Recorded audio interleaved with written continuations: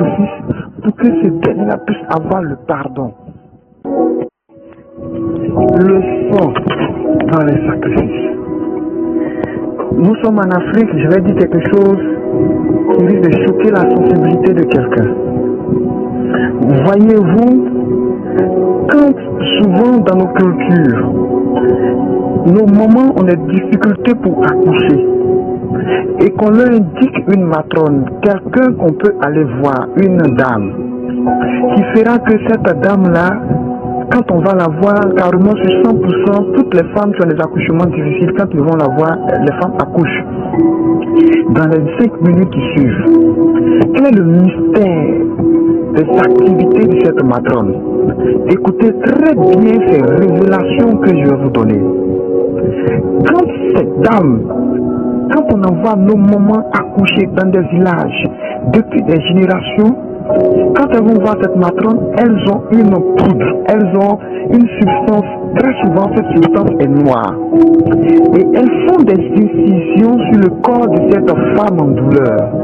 Et elles mettent cette poudre noire-là dans ces incisions de sorte que ce produit-là puisse entrer dans le sang de cette femme qui est en train d'accoucher, qui est en train de souffrir des douleurs de l'enfantement. Et les minutes qui suivent, elle l'accouche rapidement. Elle l'accouche sans problème. Qu'est-ce qui s'est passé? Qu'est-ce qui s'est passé? Quelle est cette transaction spirituelle qui vient à peine de se dérouler? Eh bien, ce produit noir-là, souvent c'est le sang d'un animal séché. Ça peut être le sang d'un lapin, le sang d'une poule, le sang d'un serpent, le sang d'une brebis séchée bien sûr, le sang d'un bouc ou le sang d'un animal quelconque. Vous remarquerez que dans la nature, les animaux n'ont pas de problème pour accoucher, ils accouchent facilement. Donc, quand on prend le sang d'un animal séché et qu'on met l'incision de la femme, la transaction spirituelle qui se fait là, c'est pour dire que le sang de cet animal-là entre dans le sang de cette femme et qui fait que l'enfant qui va naître est sous l'influence de ce sang de cet animal-là. Et je vais rappeler quelque chose.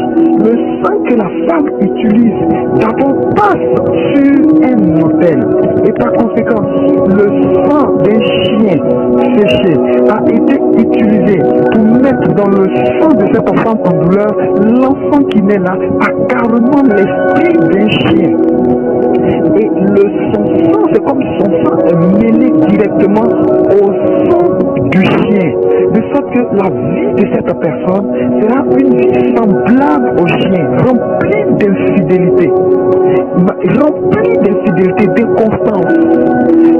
Le sang de cette personne va crier, va réclamer qu'il faille que je vive comme celui d'un chien. Il faille que je vive comme celui d'un chien. C'est une femme, elle n'aura aucune satisfaction avec un seul homme. Elle ira d'homme en homme. Elle ira de garçon en garçon. C'est comme si dès qu'elle arrive en âge, elle est attirée. C'est comme si elle était en chaleur de façon constante.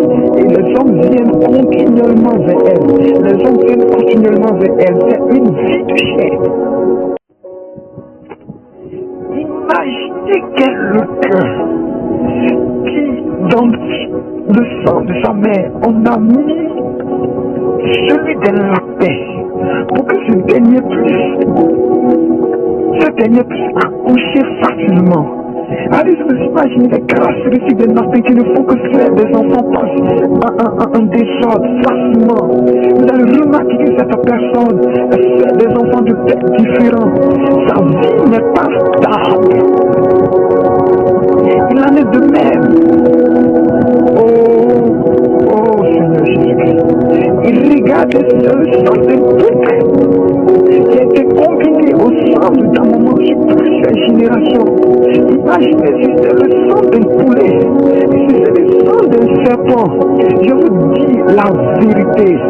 Je vous dis la vérité. Nous sommes en Afrique et il faut que tu me comprennes. Si vous partez au Bénin, la plupart du temps, si tu rencontres un Béninois, l'esprit majeur que tu vas chasser, c'est l'esprit de serpent. Parce que ils sont encore dans ces pratiques-là et généralement quand ils vont voir ces matrones, c'est l'essence des serpents qu'on met dans ces incisions-là pour que les femmes puissent accoucher. Bien-aimé, quelle est la voie de ton sang? Ton sang contient des informations à ton sujet te concernant.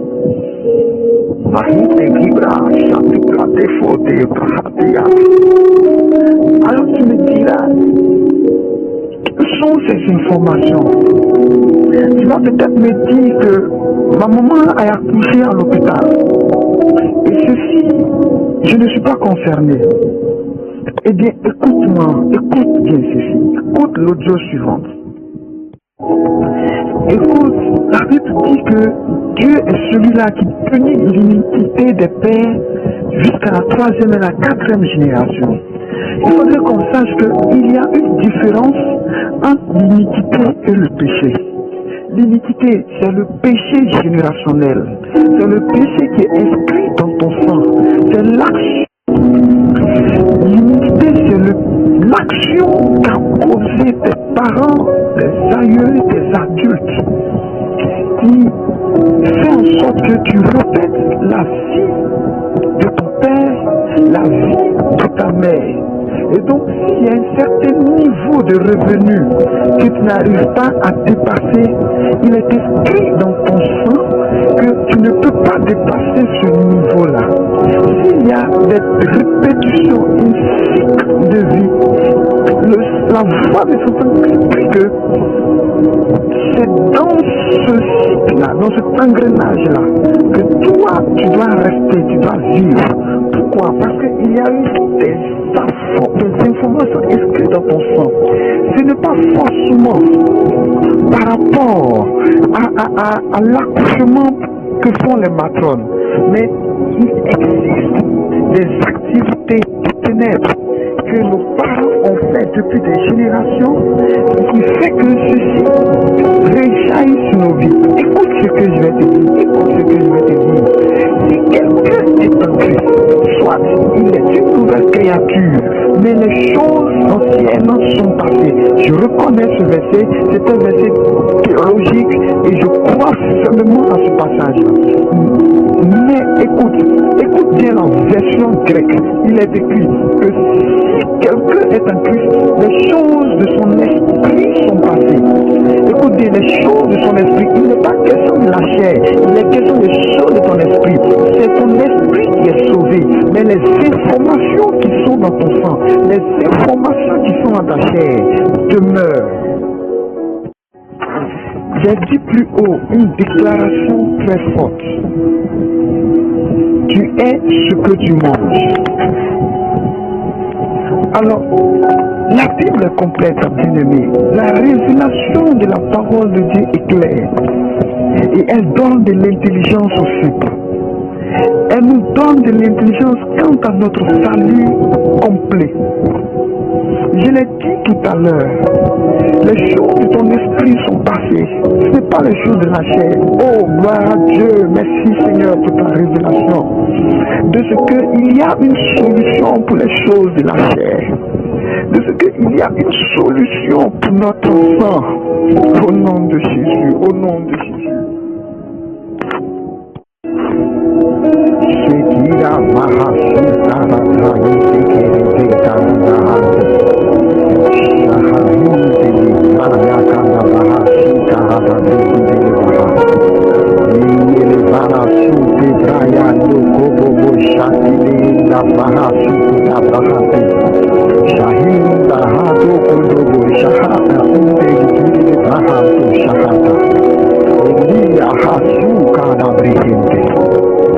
Parlons solution. Bien avant sa mort, Jésus va dire ceci. Prenez ceci, c'est mon sang, il parlait du vin. Et ceci, c'est ma chair, il parlait du pain. faites ceci en mémoire de moi. Il dit c'est le sang de la nouvelle alliance. Alléluia, alléluia. Voyez-vous, il est dit plus haut. Tu es ce que tu manges. Ce que tu manges va dans ton sang. C'est pour cela que la solution pour régler le problème d'inimitié qui est dans ton sang, c'est la Sainte Seine. La solution, ou du moins selon la révélation que Dieu te donne, c'est la Sainte Seine. Parce que prendre la Sainte Seine dans un état, dans la révélation de ce que je suis en train de te dire, cela opère des délivrances, cela opère des miracles, cela fait des programmations. Je suis en train de voir quelqu'un qui va prendre la Sainte Seine dorénavant, de façon différente, en disant à Dieu, cette scène, cette communion que je vais prendre, qui est ton sang, qui va jusque combiner dans mon sang, qui est ta chair, qui va jusque dans ma chair, changer les informations qui sont inscrites dans mon sang, changer les informations qui sont inscrites dans ma chair, changer le code de l'iniquité dans mon sang, de sorte que ta vie puisse couler carrément dans mon sang, et que les informations de ton sang, la vie divine de ton sang puisse couler véritablement dans mon sang.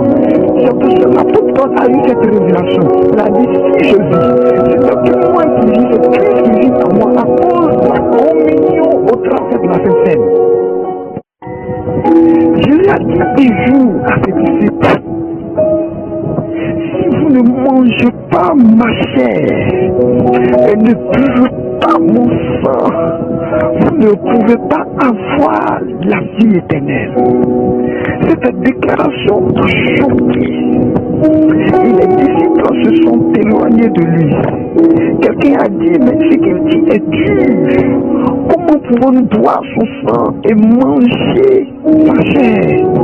Alors que la loi dit qu'il est interdit de manger, de boire du sang. Quand tu bois du sang, c'est comme si tu venais de manger carrément un homme.